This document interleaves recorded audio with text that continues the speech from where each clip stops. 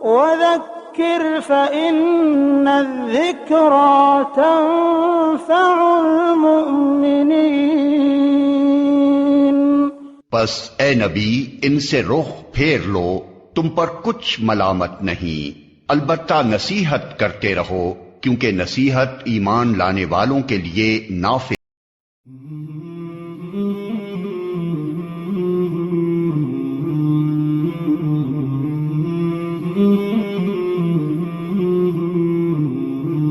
مولاي صل وسلم دائما أبدا على حبيبك خير الخلق كلهم۔ مولاي صل وسلم دائما أبدا على حبيبك خير الخلق كلهم۔ لله الذي هدانا لهذا وما كنا لنهتدي لولا أن هدانا الله وأكمل لنا ديننا وأتم علينا نعمته ورضي لنا الإسلام دينا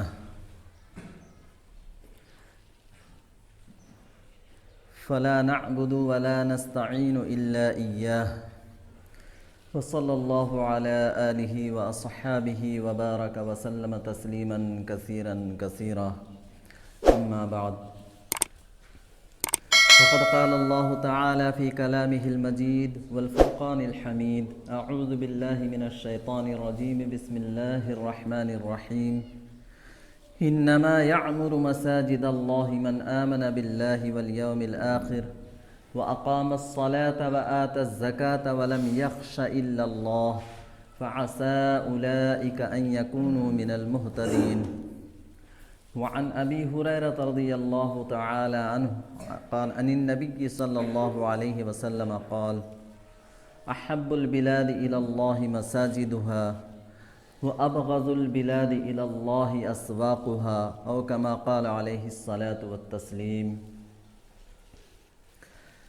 محترم حضرات، میرے عزیز بھائیوں اور میرے ساتھیوں، اسلام، مسلمان اور مساجد، یہ تینوں کے تینوں کا تعلق اور کنیکشن آپس میں انتہائی مربوط ہو تو ایک مسلمان کامیاب و کامران ہوتا ہے، لیکن اگر اس تعلق کے اندر خرابی پیدا ہو یا اس تعلق کے اندر کمزوری پیدا ہو تو انسان یا مسلمان بربادی کی طرف اور تباہی کی طرف چلا جاتا ہے۔ اگر مسلمان کا تعلق اسلام سے خراب ہو جائے، کمزور ہو جائے، تو وہ بربادی کی طرف جو ہے گامزن ہو جاتا ہے۔ اسی طریقے سے اگر مسلمان کا تعلق اسلام کے ساتھ مضبوط ہو، بہتر ہو، لیکن مساجد کے ساتھ اس کے تعلق میں کمزوری ہے، اس صورت میں بھی ایک مسلمان جو ہے گمراہی کے راستے کی طرف جو ہے بھٹکنے لگتا ہے۔ تو بہرحال کامیابی اور کامرانی کا یہ ضروری ہے کہ یہ تینوں تعلقات بہتر ہوں، مضبوط ہو۔ اور میں نے یہ عرض کیا تھا، عہد نبوی صلی اللہ علیہ وسلم سے لے کر خلفائے راشدین اور اس کے بعد بھی مساجد مسلمانوں کا مرکز ہوا کرتا تھا۔ مسلمانوں کی رہنمائی خواہ وہ اصلاحی ہو، تعلیمی ہو، فلاحی ہو، سماجی ہو، معاشرتی ہو، معیشتی ہو، ہر اعتبار سے اس کی رہنمائی ان مساجد سے ہوا کرتی تھی، ان کی قیادت ان مساجد سے ہوا کرتی تھی، اس لیے وہ ہر میدان میں کامیاب ہوا کرتے تھے۔ تعلیمی اعتبار سے بھی وہ کامیاب تھے، سماجی اعتبار سے بھی وہ کامیاب تھے، معاش و معیشت کے اعتبار سے بھی وہ کامیاب تھے۔ بہرحال وہ ہر اعتبار سے کامیاب اس وجہ سے تھے کہ یہ تینوں تعلقات ان کے انتہائی مضبوط تھے، اور یہ تینوں تعلقات ان کے انتہائی تعلق ان کا مضبوط تھا، اس وجہ سے وہ ہر محاذ پر کامیابی حاصل کیا کرتے تھے۔ میں نے کہا تھا کہ آج جو ہمارا نظریہ ہے، ہماری جو ذہنیت ہے، وہ یہ بن چکی ہے کہ مساجد کا استعمال تو صرف اور صرف 5 وقتہ نمازوں کے لیے ہے، کہ 5 وقت مؤذن اذان دے دے، نماز کے لیے پکار دے، ہم مسجدوں میں حاضر ہو جائیں، فرائض ادا کر لیں، مختصر سی سنتیں وغیرہ ادا کر لیں، اور اس کے بعد جتنی جلد ہو سکے مسجد سے جو ہے رخصت ہو جائے۔ ہماری ذہنیت یہ بنی ہوئی ہے، جبکہ میں نے یہ کہا تھا، اللہ کے رسول صلی اللہ علیہ وسلم نے فرمایا ہے، احب البلاد الی اللہ مساجدها وابغض البلاد الی اللہ اسواقها،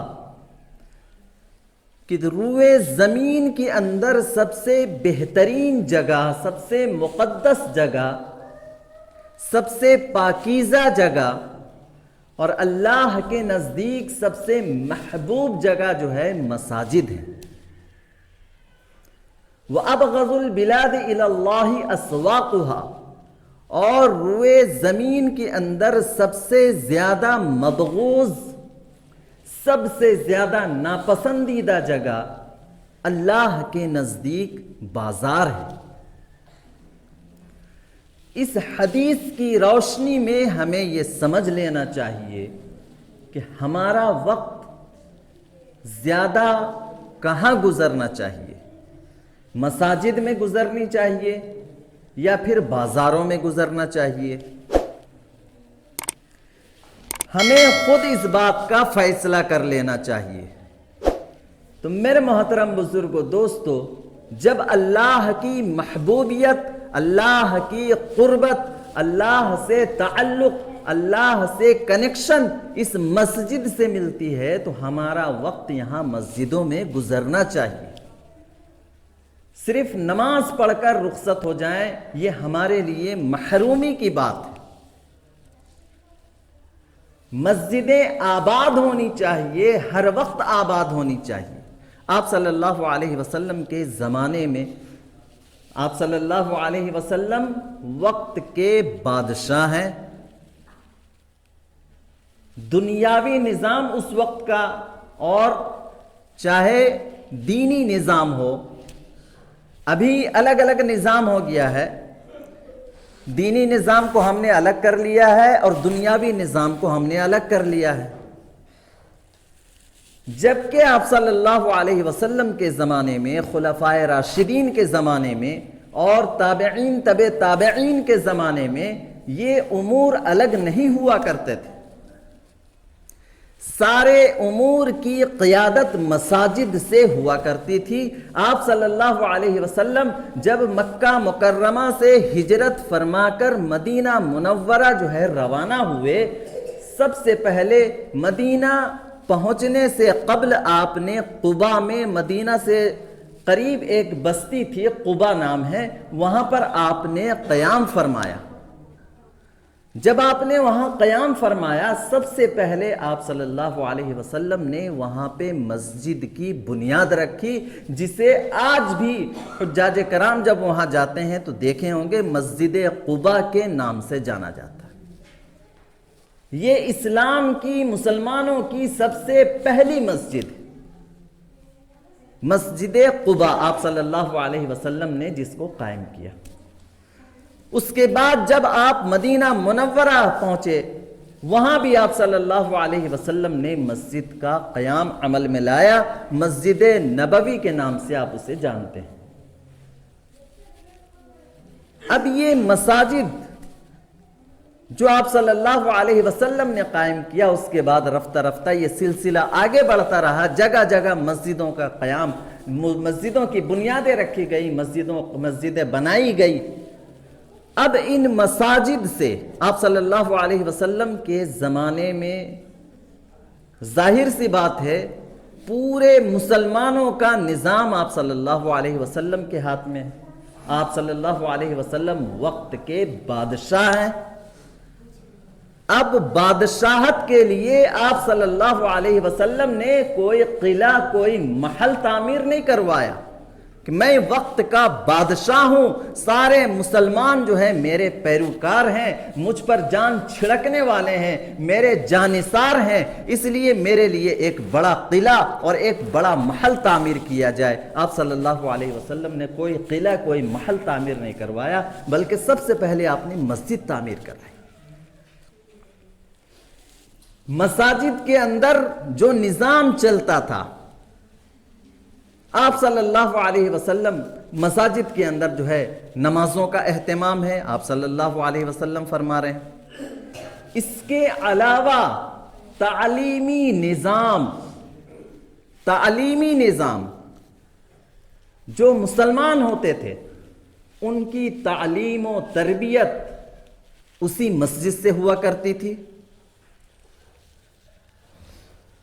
لوگ وفد کی شکل میں قافلہ در قافلہ مسجدوں میں پہنچتے تھے اور وہاں سے تعلیم و تربیت حاصل کر کے آپ صلی اللہ علیہ وسلم کی سرپرستی میں تعلیم و تربیت حاصل کر کے وہاں سے اپنے اپنے گھروں کو، اپنے اپنے وطن کو جو ہے وہ رخصت ہوا کرتے تھے۔ تو یہ مساجد کے اندر جو ہے ایک تعلیمی نظام بھی۔ اسی طریقے سے تزکیہ نفس، اصلاح کا کام، دل کی اصلاح کا کام، یہ بھی مساجد کے اندر ہوا کرتے تھے۔ لوگوں کے اندر لوگوں کے دلوں میں جو برائیاں ہیں، جو گندگیاں ہیں، یہ گندگی وہ مسجدوں میں آ کر صاف کیا کرتے تھے۔ مسجدوں کے ماحول میں رہ کر دل کی گندگیاں بھی ان کی دور ہوتی تھی۔ اسی طریقے سے اگر کسی لشکر کو روانہ کرنا ہو، کسی لشکر کو بھیجنا ہو تو مسجد ہی سے رخصت کیا جاتا تھا۔ اگر کسی قوم، کسی وطن کا سفیر اگر آتا تھا تو اس سے ملاقات اور اس سے مشورہ وغیرہ جو ہے مسجدوں میں ہوا کرتا تھا۔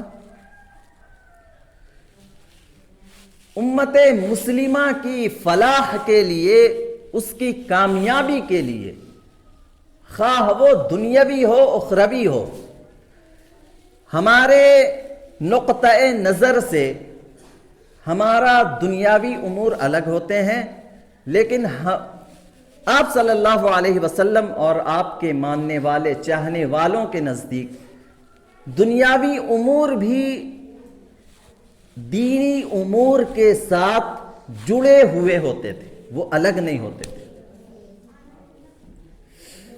جس طریقے سے ہم یہ سمجھتے ہیں کہ ہماری تجارت الگ ہے، نماز الگ ہے، جبکہ شریعت یہ کہہ رہا ہے کہ نماز جس طرح سے عبادت ہے، اسی طریقے سے نیک نیتی کے ساتھ شرعی امور کا لحاظ کرتے ہوئے تجارت کرنا بھی عبادت ہے، ثواب کا کام ہے۔ تو ہم دنیاوی امور کو الگ کرتے ہیں اور اخروی امور کو الگ کرتے ہیں، یہ اس زمانے میں نہیں ہوا کرتا تھا۔ تو سارے مشورے مساجد کے اندر ہوا کرتے تھے، یہ تنظیم وہ تنظیم، یہ کمیٹی وہ کمیٹی۔ میں نے کہا تھا کہ مسلمانوں کی قیادت جو مسجد سے ہوتی ہے وہ اللہ کی رحمتوں کے سائے میں ہوتی ہے، اللہ کی نصرتوں کے ساتھ، اللہ کی مدد کے ساتھ ہوتی ہے۔ لیکن مسجد سے باہر جو ہم تنظیمیں بنا کر، جو ہم کمیٹیاں بنا کر، اب مسجدوں سے باہر جو تنظیمیں بن رہی ہیں، کمیٹیاں بن رہی، یہ اس لیے بن رہی ہے کیونکہ ایسے لوگ تنظیم کی قیادت کرنے والے ہیں، تنظیم کو سنبھالنے والے ہیں، جن کا مسجد سے تعلق نہیں ہے، مسجد سے جس کا کنیکشن نہیں ہے۔ یہ تنظیم، یہ کمیٹی اور جو کچھ بھی ہے جو ہم بنا رہے ہیں، یہ کس کے لیے بنا رہے ہیں؟ ظاہر سی بات ہے، اگر دین کی فلاح کے لیے بنایا ہوتا، مسلمانوں کے فلاح کے لیے بنایا ہوتا، معاشرے کی اصلاح کے لیے بنایا ہوتا تو اس کا تعلق مساجد سے ہوتا۔ لیکن ہم سمجھتے ہیں کہ یہ تنظیم، یہ کمیٹی ہم نے اس لیے بنائی ہے کہ ہمارا مفاد اس سے جڑا ہوا ہے، ہمارے اغراض اس سے جڑے ہوئے ہیں، اس لیے اس کو ہم مسجد سے جوڑنا مناسب نہیں سمجھتے۔ دل کے اندر چور ہے، نیت کے اندر فطور ہے، تو پھر وہ مساجد کے اندر کہاں سے آئے گا؟ تو آپ صلی اللہ علیہ وسلم کے زمانے میں، آپ کے بعد خلفائے راشدین کے زمانے میں، اس کے بعد تابعین، تابعین کے زمانے میں، یہ جو ہے سارے امور مساجد سے انجام دیے جاتے تھے۔ لیکن بعد میں جب دین سے دوری ہوئی، مساجد سے دوری ہوئی، تو اس وقت کے جو امیر اور خلفاء ہوا کرتے تھے، اگرچہ مساجد سے سارے کام وہ نہیں کیا کرتے تھے، انہوں نے الگ سے جو ہے قلعہ تعمیر کروا لیا، الگ سے جو ہے پارلیمنٹ بنوا لیا، لیکن اس کے باوجود وہ یہ سمجھتے تھے کہ اگر مساجد سے تعلق ہمارا ٹوٹا تو پھر اقتدار میں رہنا ہمارے لیے مشکل ہے، اقتدار میں ہمارے لیے رہنا مشکل ہے۔ اسی لیے وہاں پہ مساجد کے اندر جو خطبہ دیا جاتا تھا وہ ان امراء کے نام کا خطبہ ہوا کرتا تھا، وہ امراء کے نام کا خطبہ ہوا کرتا تھا۔ تو یہ کنیکشن، یہ تعلق، وہ یہ سمجھتے تھے اس کی اہمیت کو، مساجد کی اہمیت کو، کہ مساجد سے جب تک تعلق ہے، کنیکشن ہے، تو ہم پاورفل ہیں، اور مساجد سے تعلق اور کنیکشن جہاں کٹ گیا تو پھر ہماری کوئی اہمیت نہیں ہے، پھر ہم وہ جھاڑ اور جھنکاڑ ہو جائیں گے جسے ہوا جدھر چاہے اڑا کر لے جائے۔ تو میرے محترم بزرگوں، دوستو، مسجد کی اہمیت کو سمجھیں اور مسجد سے اپنے تعلقات کو درست کریں، تعلقات کو مضبوط بنائیں۔ مسجدوں کے اندر ہم نمازوں کے لیے آتے ہیں، لیکن کچھ تعلیمی نظام بھی مساجد کے اندر چلتا ہے، وہ صرف چھوٹے چھوٹے بچوں کے لیے ہے۔ ہمارے ذہنیت کے اعتبار سے ہم یہ سمجھتے ہیں کہ وہ تو صرف چھوٹے بچوں کے لیے ہے، وہ تعلیم جو ہے دینی تعلیم حاصل کر لے۔ اس طریقے سے ہماری ذہنیت بنی ہوئی ہے، اور اسی طریقے سے ان مساجد سے جو ہے دعوت و تبلیغ کا کام بھی لیا جاتا ہے، یہاں سے وہ سارا نظام چلتا ہے۔ ابھی بھی احباب جو ہے لوگ دعوت و تبلیغ کے کام سے جڑے ہوئے مساجد سے جو ہے اس کام کو سر انجام دے رہے ہیں۔ تو جو تعلیمی نظام ہے ہم سمجھتے ہیں کہ وہ صرف بچوں کے لیے ہے۔ آج کوئی 25 سال کا ہے، کوئی 40 سال کا ہے، کوئی 50 سال کا ہے، دین کی مکمل معلومات اس کو حاصل نہیں ہے، دین کی مکمل معلومات حاصل نہیں۔ نماز کس طریقے سے پڑھنا، نماز کا صحیح طریقہ کیا ہے، وضو کا صحیح طریقہ کیا ہے، طہارت کا صحیح طریقہ کیا ہے۔ عمر 50 سے متجاوز ہو رہی ہے، 50، 55، 60 کو پہنچ چکے ہیں، لیکن آج تک وضو، نماز، طہارت، پاکیزگی کس طرح حاصل کرنی ہے آج ہمیں معلوم نہیں ہے۔ کتنی بڑی بدبختی کی بات ہے۔ ہم یہ سمجھتے ہیں کہ اب ہماری عمر تعلیم حاصل کرنے کی نہیں ہے، اب ہماری عمر علم حاصل کرنے کی نہیں ہے، اب ہماری عمر دین سیکھنے کی نہیں ہے، اب تو عمل کا وقت ہے۔ لیکن عمل ہم کریں کہاں سے جب علم ہی نہیں ہوگا، جب صحیح معلومات ہی نہیں ہوگی تو ہم علم کیسے کریں، عمل کیسے کریں ہم؟ تو مسجد کو ہمیں آباد کرنا ہے۔ مسجد کو آج مسجدیں جو آج پوری دشمنوں کی نگاہ جو ہے مسجدوں پر ٹکی ہوئی ہے، دشمنوں کی نگاہ آج مسجدوں پر ٹکی ہوئی ہے، اور اخبار رسائل وغیرہ آپ جو ہے دیکھتے ہوں گے، سنتے ہوں گے کہ آج نشانہ مسجدوں کو بنایا جا رہا ہے۔ یہ نشانہ کیوں بنا رہے ہیں؟ اس وجہ سے کہ آج مسلمان مسجدوں سے دور ہے۔ اگر مسلمان مسجدوں سے دور نہ ہوتا، مسجد کے قریب ہوتا، مسجد سے اس کا تعلق مضبوط ہوتا، اس کا کنیکشن مضبوط ہوتا، تو مسجد کی طرف نگاہ اٹھا کر دیکھنے کی کسی کو ہمت نہ ہوتی۔ تو مسجدوں کو آباد کرنا ہے، مسجدوں سے جڑنا ہے، مسجدوں میں وقت گزار کر ہمیں اللہ کی قربت حاصل کرنی ہے، ہمیں اللہ سے نزدیکی بنانی۔ وہ کس طرح بنے گا؟ ہمیں عذر ہوتا ہے، بہت سارے عذر ہے، کسی کو جو ہے کاروبار کا عذر ہے، کسی کو ملازمت کا عذر ہے، اور کسی کو اور کسی طرح کا عذر ہے، ہر طرح کے اعذار ہیں۔ کوئی مسجد میں 1 وقت آتا ہے، 2 وقت آتا ہے، 3 وقت آتا ہے، کوئی 5 وقتہ نمازی ہے، 5 وقت پابندی کے ساتھ پہنچ رہا ہے۔ اب ہمیں اپنی ذہنیت کو بدلنا ہے کہ یہ مسجد صرف نماز کے لیے نہیں ہے، یہ مسجد صرف نماز کے لیے نہیں ہے، ہمیں اس مسجد سے علم بھی حاصل کرنا ہے، تعلیم بھی حاصل کرنی ہے، اور دین کی معلومات بھی حاصل کرنی ہے، دین کو سیکھنا بھی ہے، اس پر عمل بھی کرنا ہے، اپنے دل کی نفس کی اصلاح بھی کرنی ہے، معاشرے کی اصلاح بھی کرنی ہے۔ یہ سارے امور ہم مسجدوں سے جڑ کر جو ہے انجام دے پائیں۔ اب جس کو جیسا وقت ملے، اتنے سارے لوگ یہاں پہ موجود ہیں، دل پہ ہاتھ رکھ کر سوچے ذرا کہ نماز کے علاوہ کوئی ایسا وقت ہو کہ میرے دل میں یہ داعیہ پیدا ہوا ہو کہ چلو مسجد جا کر امام صاحب سے کچھ دین سیکھ لے، کچھ نماز کے بارے میں سیکھ لے، کچھ وضو کے بارے میں سیکھ لے، کچھ طہارت کے بارے میں سیکھ لے، کچھ معاشرت کے بارے میں سیکھ لے، کچھ اخلاقیات کے بارے میں سیکھ لے۔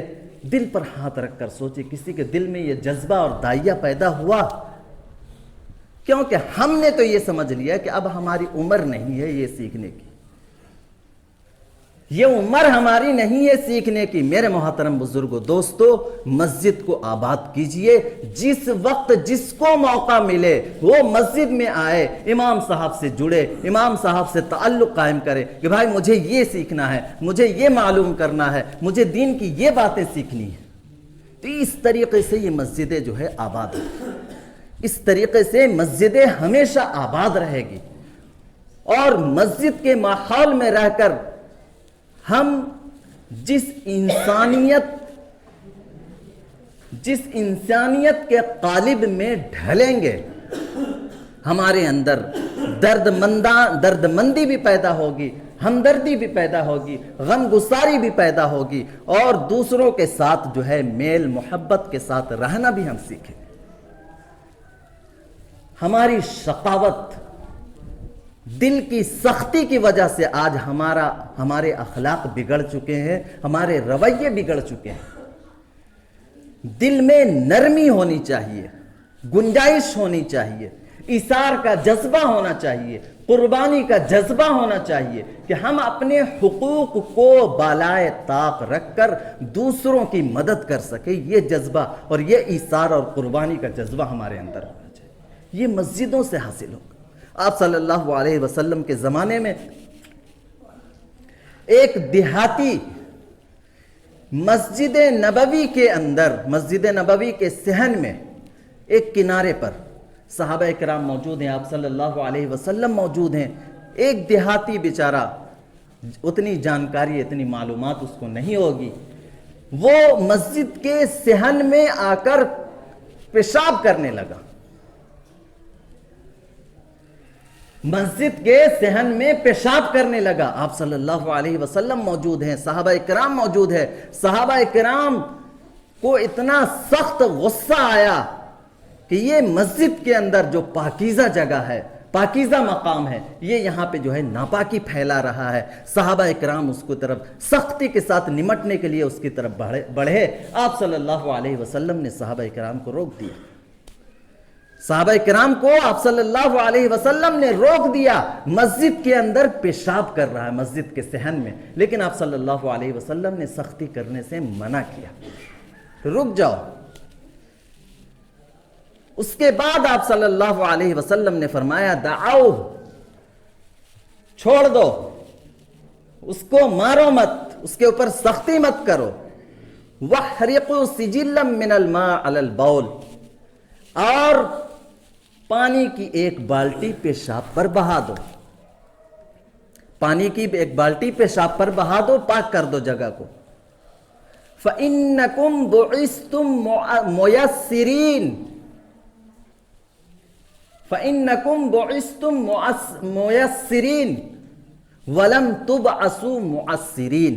آپ صلی اللہ علیہ وسلم نے فرمایا دعو وَحْرِقُوا سِجِلًّا مِّنَ الْمَاءِ عَلَى الْبَوْلِ، چھوڑ دو، اس کو مت مارو اور پانی وہاں پر بہا دو، اس لیے کہ تمہیں اللہ نے آسانی پیدا کرنے والا بنا کر بھیجا ہے، تمہیں اللہ نے آسانی پیدا کرنے والا بنا کر بھیجا ہے، نرمی کے ساتھ پیش آنے کے لیے بھیجا ہے۔ وَلَمْ تُبْعَثُوا مُعَسِّرِينَ، سختی کے ساتھ پیش آنے کے لیے اللہ نے تمہیں نہیں بھیجا ہے کہ تم کسی کے ساتھ سختی کے ساتھ پیش آؤ۔ تو یہ تعلیم کا سلسلہ اللہ کے نبی صلی اللہ علیہ وسلم نے مسجد کے اندر صحابہ کرام کو سکھایا۔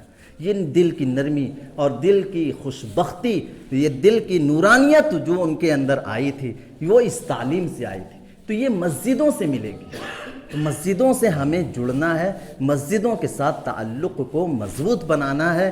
جس کو جس وقت موقع ملے تلاوت کے لیے آ جائے، ذکر کے لیے آ جائے، دینی تعلیم کے لیے آ جائے، کچھ بھی معلوم کرنا ہو، کچھ بھی سیکھنا ہو، یہاں پہ جو ہے امام صاحب موجود ہوتے ہیں، آپ ان کو جو ہے کسی بھی وقت بلائیے، وہ انکار نہیں کریں گے، وہ آپ کی خدمت میں ضرور حاضر ہوں گے، اور جہاں تک ہو سکا آپ کی رہنمائی کریں گے، آپ کی قیادت کریں گے۔ اسی لیے تو ہم نے رکھا ہے امام صاحب کو۔ کیوں رکھا ہم نے؟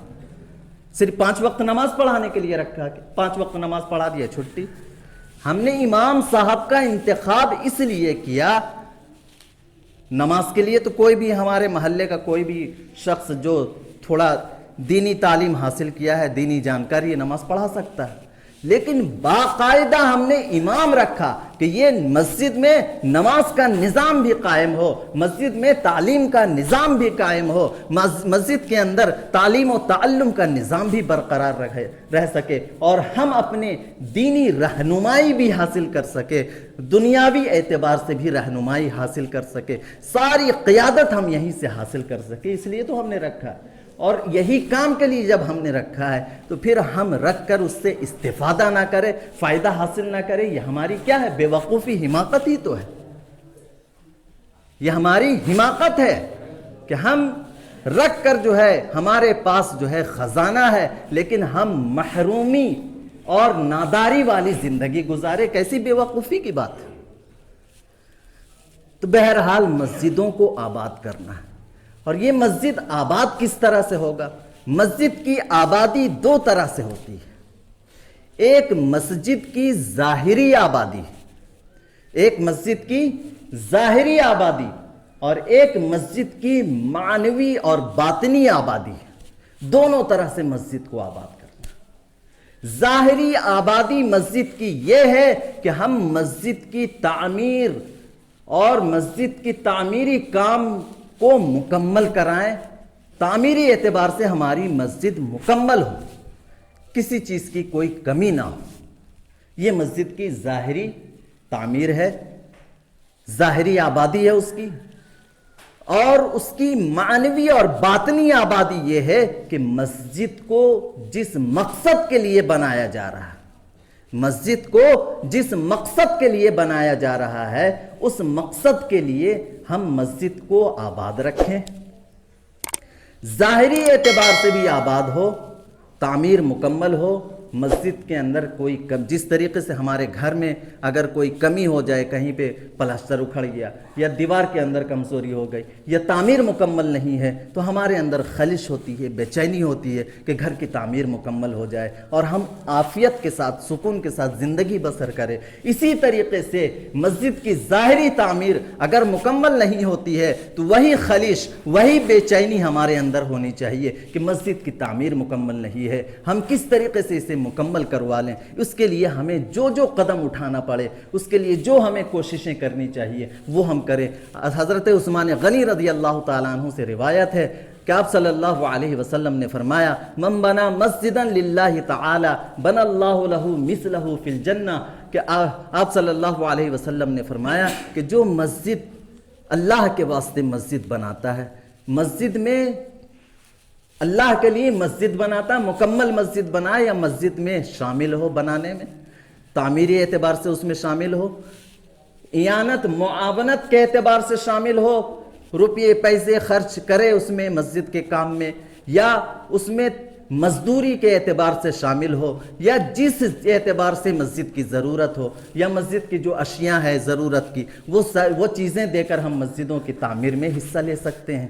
تو بنا اللہ لہ مثلہ فی الجنہ، جو مسجد کی تعمیر میں شریک ہوگا اللہ اس کے لیے ویسا ہی محل جنت کے اندر بنائیں گے۔ یہ اس کی بڑی فضیلت ہے۔ تو ظاہری اعتبار سے ہماری تعمیر مسجد کی یہ ہے کہ ہم اسے اچھے سے اچھے طریقے سے رکھیں اور ساری ضروریات کا ہم مسجد کا جو ہے خیال رکھیں، اور باطنی اور معنوی اس کی تعمیر یہ ہے کہ ہم جس مقصد کے لیے، نماز کے لیے، ذکر کے لیے، تلاوت کے لیے، اصلاح کے لیے، تزکیہ نفس کے لیے، دل کی گندگی دور کرنے کے لیے، دل کی اصلاح کے لیے، معاشرے کی تعمیر کے لیے اور معاشرے کی صلاح و فلاح کے لیے ہم نے مسجد کو بنایا ہے، اپنے آپ کو سدھارنے کے لیے، اپنے آپ کو دین اسلام کے پیکر میں ڈھالنے کے لیے ہم نے مسجد کی تعمیر کی ہے۔ اس مقصد میں ہمیں کامیابی حاصل کرنا ہے، اس طریقے سے کہ ہم یہ ساری چیزیں مسجدیں آ کر حاصل کریں گے، نمازیں بھی ادا کریں گے، ذکر بھی کریں گے، تلاوت بھی کریں گے، اور تعلیم و تعلم کا سلسلہ بھی ہوگا، عملیات کا سلسلہ بھی ہوگا، اعمال بھی انجام دیں گے، اور ہر اعتبار سے جو رہنمائی ہوتی ہے دینی اعتبار سے وہ رہنمائی ہم حاصل کریں گے۔ وقت کی کوئی قید نہیں ہے، وقت کی قید صرف نماز کے لیے ہے کہ اذان ہوئی مسجد میں نماز کے لیے آ جاؤ، لیکن تعلیم کے لیے کوئی وقت کی قید نہیں ہے، عمر کی کوئی قید نہیں ہے کہ بچے ہیں تبھی مسجد میں تعلیم کے لیے آ سکتے ہیں، جوان ہو گئے، بڑھاپے کی دہلیز پہ پہنچ گئے تو آپ مسجد میں تعلیم نہیں حاصل کر سکتے، ایسی کوئی قید نہیں ہے۔ اسی طریقے سے تعلیم و تعلم کے لیے جس وقت جب موقع ملے آپ مسجد میں آئیں، اور اپنے اعتبار سے یا تنہا آئے، انفرادی طور پر آئے، یا کئی لوگ مل کر آئیں، ہر اعتبار سے جو ہے آپ کی ضرورتوں کو پورا کیا جائے گا۔ آپ کے جو ضروریات ہے، آپ کو جو سیکھنا ہے، تعلیم و تعلم آپ کو جو حاصل کرنا ہے علم، وہ اس کے لیے جو ہے یہاں پہ لوگ موجود ہیں، وہ آپ کے جو ہے ہر ضرورتوں کا خیال رکھیں گے اور کبھی انکار نہیں کریں گے۔ تو میرا محترم بزرگو دوستو، اللہ رب العزت نے فرمایا، انما یعمر مساجد اللہ من آمن باللہ والیوم الاخر واقام الصلاۃ وآتی الزکاۃ ولم یخش الا اللہ۔ اللہ رب العزت نے فرمایا کہ مسجد کی تعمیر وہی لوگ کرتے ہیں، مسجد کو آباد وہی لوگ کرتے ہیں، ظاہری اعتبار سے ہو یا باطنی اعتبار سے ہو، دونوں اعتبار سے مسجد کو آباد وہ لوگ کرتے ہیں، من آمن باللہ، جس کو اللہ پر کامل ایمان ہو، کامل یقین ہو کہ میری نجات صرف مسجد سے ہو سکتی ہے، مسجد کی رہنمائی میں ہو سکتی ہے، مسجد کی قیادت میں ہو سکتی ہے۔ من آمن باللہ واقام الصلاۃ وآتی الزکاۃ، جو نماز کی ادائیگی، 5 وقتہ نماز ہے، اس کے علاوہ نوافل وغیرہ ہے، نماز کی ادائیگی کا اہتمام کرتے ہوں، زکوٰۃ کی ادائیگی کا اہتمام کرتے ہوں، ولم یخش الا اللہ، اللہ کے علاوہ کسی کا خوف، کسی کا خطرہ انہیں نہیں ہوتا ہے، صرف اللہ سے ڈرتے ہیں۔ فعسى اولئک ان یکونوا من المہتدین، یہی وہ لوگ ہیں جو ہدایت یافتہ ہیں، جو ہدایت یافتہ ہیں۔ تو میرے محترم بزرگوں، دوستو، بات کو سنجیدگی کے ساتھ لیں، بات کو سنجیدگی کے ساتھ لیں۔